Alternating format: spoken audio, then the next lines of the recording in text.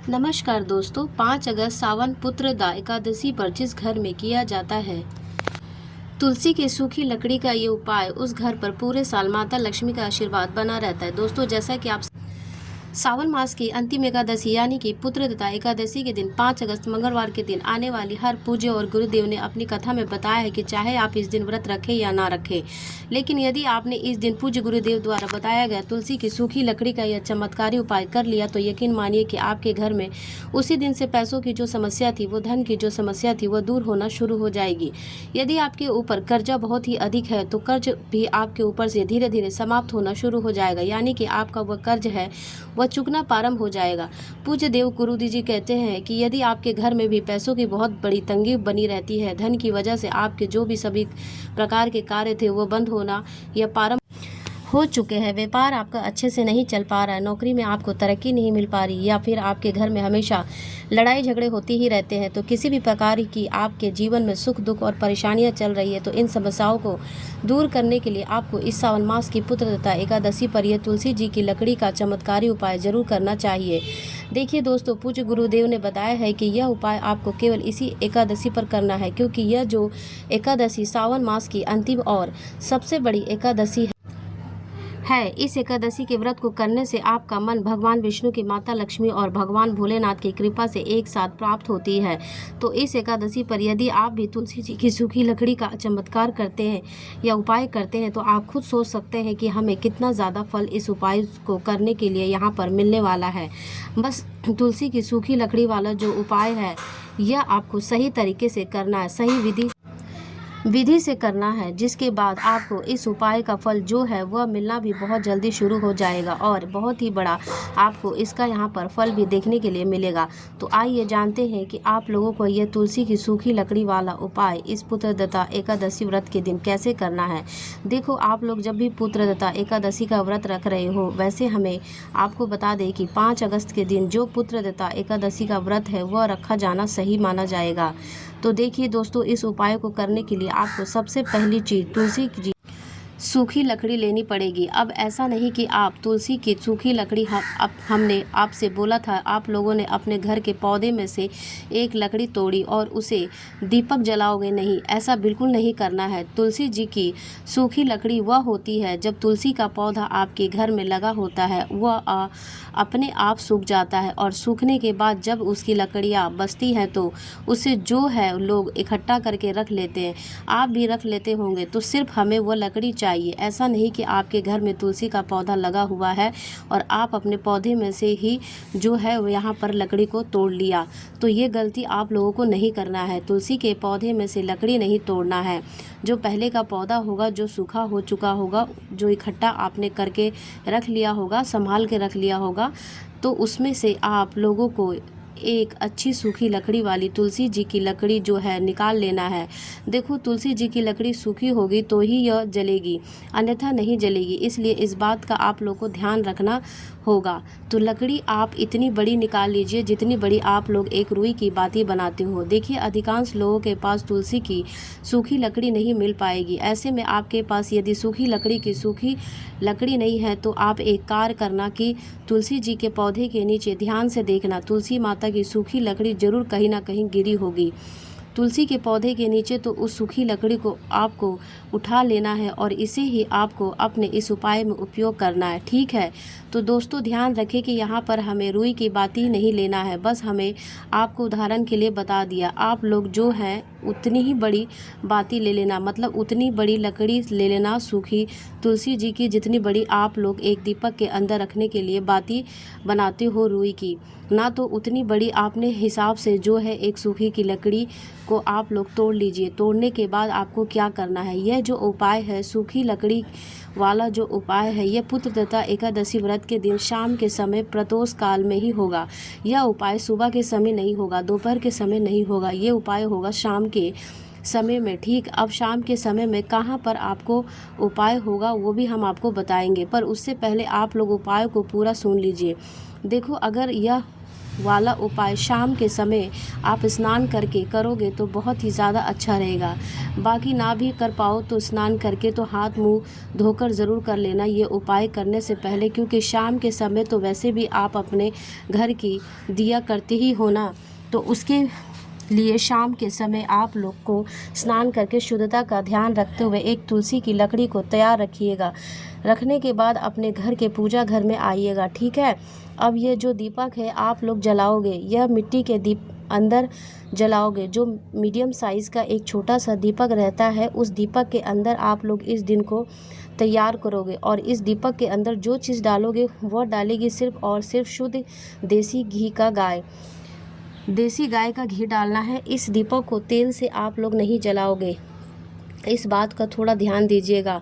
तो शुद्ध देसी गाय का घी यहाँ पर आप लोगों को लेना है और इसी से जो है यहाँ पर आपको अपना दीपक भी जलाना है। तो सबसे पहले अपना मिट्टी का दीपक ले लीजिए। उस मिट्टी के दीपक भले ही पुराना दीपक हो तो उसको धोकर साफ़ करके लोग इस्तेमाल करिए। तो आप पुराने दीपक को ही धोकर साफ़ करके लोग इस्तेमाल में ले लीजिए। तो एक मिट्टी का दीपक लेकर उसके अंदर आप लोग सबसे पहले लकड़ी रख देना। भले लकड़ी थोड़ी सी टूट भी जाए, बस पूरी बिल्कुल टूटना नहीं चाहिए, अलग नहीं होना चाहिए, भले वो मुड़ जाए वहीं के वहीं। तो आप लोगों को ऐसे लकड़ी करके जो उस दीपक के अंदर जमा देना है। उस दीपक के अंदर वैसे ही आप लोग अपनी सूखी तुलसी की लकड़ी को जमा देते हैं। आप लोग क्या करेंगे, इस दीपक के अंदर शुद्ध घी, गाय का घी बिल्कुल फुल भर देंगे, फूल से थोड़ा सा कम कर देंगे। इसमें सबसे ज़रूरी अगर कोई चीज़ है तो वह यह है कि इस तुलसी की लकड़ी को आप लोग थोड़े समय के लिए घी के अंदर भिगो कर रख देना। मतलब कि जो आपने दीपक के अंदर घी डाला हुआ है, शुद्ध देसी गाय का घी डाला हुआ है, इसी दीपक के अंदर अपनी लकड़ी को पूरा थोड़ी देर के लिए डुबो देना, लगभग 1 मिनट या 2 मिनट या 5 मिनट के लिए। अगर आपके पास समय है तो थोड़ा डुबो दीजिएगा, जिससे कि यह लकड़ी के तुलसी की सूखी लकड़ी इसके अंदर अच्छे से घी है जो मतलब आ जाए, जिससे कि आपका दीपक भी अच्छे से जल जाए। तो इस तरीके से आपको अपना कार्य 1 या 2 मिनट रुकने के बाद में उस सूखी लकड़ी, तुलसी की लकड़ी को किसी एक साइड से बाहर निकाल लो। और एक साइड से बाहर निकालने के बाद अब आप क्या कर, अपनी माचिस लेकर इस दीपक को जला देना। यह जो दीपक है ना, यह आपको 2 जगह पर जला सकते हो। सबसे पहला तो स्थान है आप ही के घर का पूजा घर, क्योंकि आपके घर के पूजा घर में सभी भगवान विराजित रहते हैं। लड्डू गोपाल, भगवान विष्णु जी, माता लक्ष्मी जी, सभी मतलब विराजित रहते हैं। इसके बाद दूसरा जो स्थान है वो है भगवान विष्णु जी का मंदिर, यह लक्ष्मी जी का मंदिर है। अगर आपके घर के आसपास है या भगवान राधे कृष्ण जी का मंदिर भी है अगर आपके आसपास है, तो वहाँ पर जाकर भी आप लोग इस दीपक को जाकर जला सकते हो और अपने लिए आशीर्वाद प्राप्त कर सकते हो, ठीक है। 2 स्थान है, मुख्य रूप से सबसे ज़्यादा ज़रूरी, सबसे ज़्यादा सही रहेगा आपको अपने घर के अंदर ही इस दीपक को अपने घर के पूजा घर में जला सकते हो। अब आप लोग क्या करें, उस दीपक को जला दो। मतलब उस जो सूखी तुलसी की लकड़ी आपने किसी एक साइड से निकाल कर रखी हुई होगी, अब आप उसको जला दो और थोड़ा समय दो ताकि वह अच्छे से जल जाए ना। अब जैसे ही यह तुलसी की सूखी लकड़ी जल जाती है, मतलब कि दीपक जल जाता है, आपका अच्छे से जलना शुरू हो जाता है। इसके बाद में आप इसे अपने सीधे हाथ की हथेली में उठाओ और उठाने के बाद अगर भगवान की आरती करना चाहो, भगवान श्री नारायण जी के नाम से, लक्ष्मी जी के नाम से, तो आरती करो। उसके बाद यह जो मतलब दीपक ये है, या तो आप लड्डू गोपाल की तस्वीर का आकृति के सामने रखा हो या आपके घर में मूर्ति वगैरह है उसके सामने रखा हो, तो भगवान विष्णु जी को और माता लक्ष्मी जी को साथ में बैठे हुए ऐसी फ़ोटो अगर आपके घर में है तो उनके सामने इस दीपक को रख दो। और अगर नहीं है तो आपके घर के पूजा घर में आप नॉर्मली इस दीपक को आरती करके रख दो और भगवान से वहीं पर हाथ जोड़कर प्रार्थना करो कि भगवान हमारे घर में कभी भी धन की समस्या ना आए, कभी भी पैसों की समस्या ना आए, हमेशा हमारे घर में बरकत बनी रहे, माता लक्ष्मी का आशीर्वाद सदैव हमारे घर पर बना रहे, तो हमारे घर से कभी भी सुख और शांति ना जाए, ठीक है। तो ऐसी प्रार्थना करके इस दीपक को आप लोगों को वहाँ पर रख देना है। और कुछ समय के लिए अगर हो सके तो भाई आप लोगों को भगवान विष्णु जी और माता लक्ष्मी जी का ध्यान करना है। उसके बाद आप लोगों को इस उपाय को करने का फल भी जो है देख लेंगे। आपको इस उपाय को करने का फल यहाँ पर मिलना शुरू हो जाएगा, ठीक है। इसके बाद दोस्तों और एक उपाय जान लीजिए जिससे इस श्रावण एकादशी पर सभी लोग करना चाहिए। यह विशेष रूप से उन लोगों के लिए है जो सुबह सुबह भगवान शिव जी के मंदिर पर जाकर इस पुत्रदत्ता एकादशी व्रत के दिन जल चढ़ाने वाले हैं। यह उपाय सबसे ज़्यादा विशेष है और ध्यान से सुनिएगा, बहुत आसान उपाय है। या तो देखो, आपने चाहा पुत्रदत्ता एकादशी का व्रत रखा हो चाहे ना रखा हो, आप 1 लोटा जल सुबह सुबह पुत्रदत्ता एकादशी व्रत के दिन शिव जी के मंदिर में जाकर जरूर चढ़ाएं। नॉर्मल 1 लोटा जल लेकर जाना है, कुछ लोग से लेकर नहीं जाना है। तो अब जब आप इस जल को शिव जी के शिवलिंग पर चढ़ाएंगे तो उस समय क्या करना है, आप लोगों को यह जल आपने चढ़ा दिया। जब जल चढ़ाने के बाद जो भी कुछ आप पूजन अर्चना करना चाहे, पूजन अर्चना करने के बाद आपको क्या करना है, शिव जी के पास ही बैठना है। शिव जी के पास बैठकर मात्र एक नाम हम आपको बता रहे, उस नाम को 3 बार बोलना है। वह नाम है दोस्तों स्वधा। यह उपाय बहुत सारे लोगों ने पहले ही किया भी है, उनको इस उपाय को करने का फल भी मिला है, ठीक है। तो अब आपको बस ये स्वधा नाम को 3 बार बोलना है। कैसे बोलना है हम आपको बोलकर भी बताते हैं, जैसे कि आपको पूजन अर्चना हो सके। बाद में शिव जी के शिवलिंग के पास में बैठकर ये तमाम आपको बोलना है ये नाम। तो नाम ऐसे बोलना है आपको, स्वधा स्वधा स्वधा। 3 बार इस नाम का उच्चारण करने के बाद आप लोगों जो ये है यहाँ पर भगवान के शिव जी के पास बैठकर, शिवलिंग के पास में बैठकर आपको अपनी जो भी मनोकामना प्रार्थना है, कुछ समस्या है, दुख है और परेशानी है, वो आपको भगवान शिव जी के पर बोल देना है।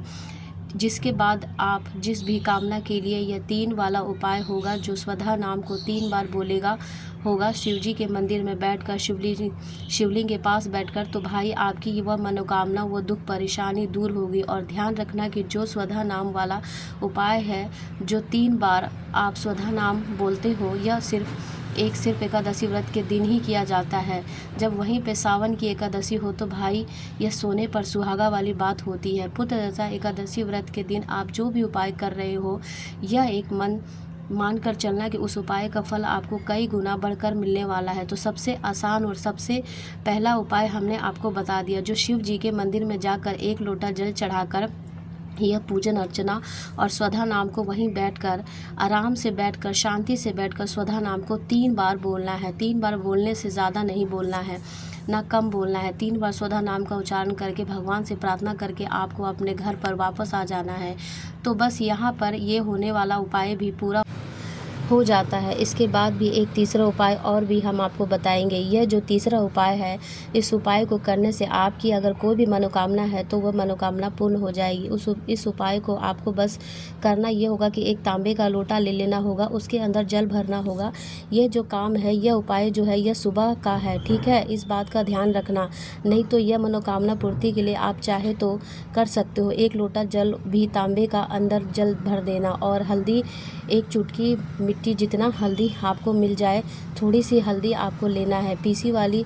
उस हल्दी को इस लोटे के अंदर डाल देना है। डालने के बाद उंगली वगैरह कुछ नहीं डालना है, नॉर्मली ऊपर से हल्दी डालकर इस लोटे को, जल को लेकर आपको जाना है किसी भी आंवले के पेड़ के नीचे। आंवले के पेड़ के नीचे जाकर आप लोगों को भगवान विष्णु जी की, माता लक्ष्मी जी और शिव जी का नाम लेते हुए जो है, मतलब इस जल को वहाँ पर आंवले के पेड़ के नीचे चढ़ा देना। और चढ़ाने के बाद मतलब आंवले के पेड़ की जड़ में आपको चढ़ाना है, पत्तों पर नहीं चढ़ाना है, आंवले के पेड़ की जड़ में चढ़ा देना। इसके बाद भी भगवान से आपको वहाँ पर बैठकर प्रार्थना कर लेना है।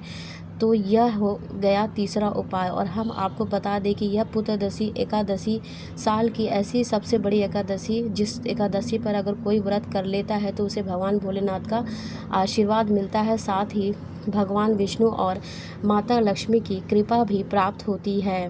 तो इस सावन माह की पुत्रदशा एकादशी पर जो भी उपाय आपके लिए उचित है उसे ज़रूर से कीजिए, आपको लाभ ज़रूर मिलेगा। वीडियो कैसी लगी? अगर अच्छी लगी हो तो कमेंट्स बॉक्स में जय हरि विष्णु जरूर लिख के हमें भेजिए और दूसरों के साथ शेयर करें। वीडियो देखने के लिए आपका बहुत बहुत धन्यवाद।